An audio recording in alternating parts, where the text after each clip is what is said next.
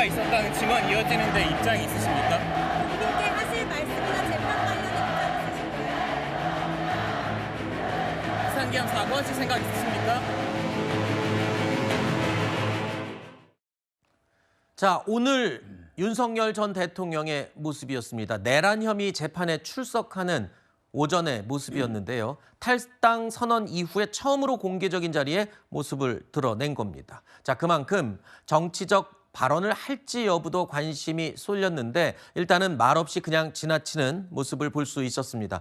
윤 전 대통령이 국민의힘 탈당을 선언한 것, 첫 번째 TV 토론 전날인 지난 토요일, 그러니까 지난 17일이었죠.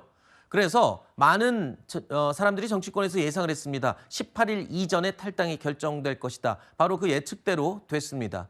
그런데 당과는 사전 조율은 없었던 것으로 전해지고 있는데 일단은 최대한 대선에 나쁜 영향을 끼치지 않을 시기를 잘 골라서 선택한 게 아니냐 이런 해석도 나오고 있습니다. 자, 윤석열 전 대통령 탈당을 바라보는 후보들의 시선 어떨까요? 당이 더 단합하고 더 혁신해서 정말 국민의 뜻에 맞는 그런 당으로 그런 우리 선거운동도 그런 대통령이 될 수 있도록 노력을 하겠습니다.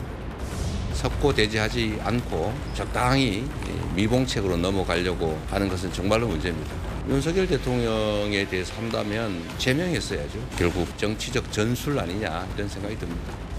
가장 도움이 안 되는 방식으로 당을 떠난 거죠. 몰릴 대로 몰려가지고 이제 자진 탈당하면서 거기다가 본인이 대단한 아량을 베푸는 척 이제 페이스북 글 쓰고 이렇게 하셨으니까. 국민의힘이 이번 대선을 준비하면서 고민하던 것 중에 하나가 바로 윤석열 전 대통령과의 관계 설정, 그리고 탈당 여부 이런 부분이었죠. 그런데 일단 지난 17일에 윤 전 대통령이 탈당을 했습니다. 이제 남은 대선 기간 동안에 어떤 영향을 끼칠지도 관심사입니다.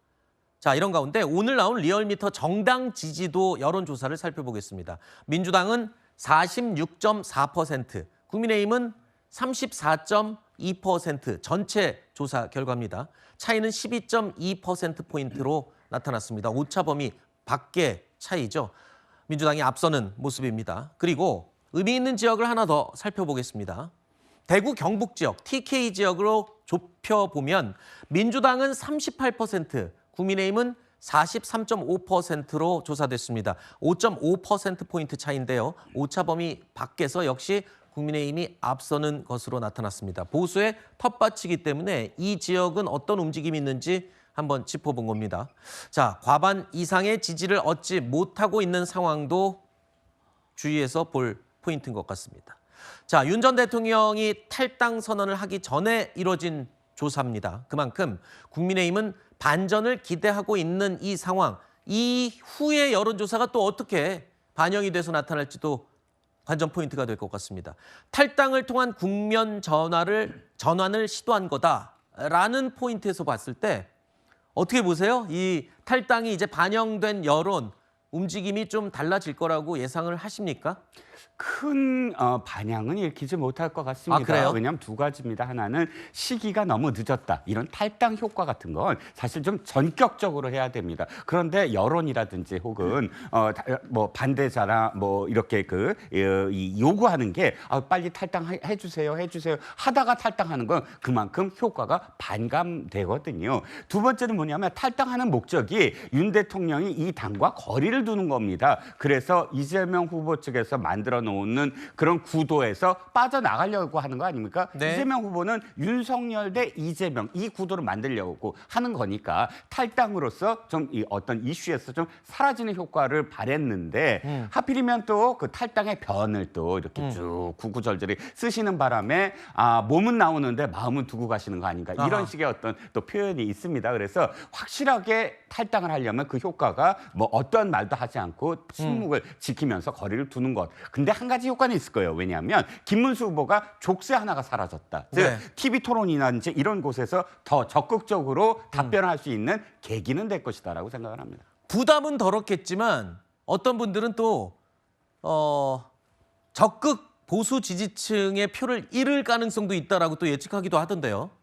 저는 그 보수층은 항상 전략적 투표를 해왔기 때문에 아하. 이 부분을 아마 들여다보고 있을 거라고 생각을 하고요. 저는 이것이 그 전환의 계기가 될 수 있다고 봅니다. 네. 큰 예로 내일부터 한동훈 전 대표가 유세에 참여하기 시작을 합니다. 네. 한동훈 후보가 얘기했던 부분들이 있지 않았습니까? 그 요구 네. 조건에 이제 부합을 한 거죠. 즉 대선 후보였고 그다음에 끝에 2명으로 남았고 그 이후에 윤석열 전 대통령 때문에 어찌 보면 갈등의 씨앗이 남아 있었는데 그것이 해소가 되면서 네. 저는 당이 그러니까 그 안에서 있었던 내부 갈등을 봉합할 수 있는 계기 그것이 상징적으로는 내일부터 시작되는 한동훈 후보의 네. 전 후보의 유세 참여라고 저는 생각합니다.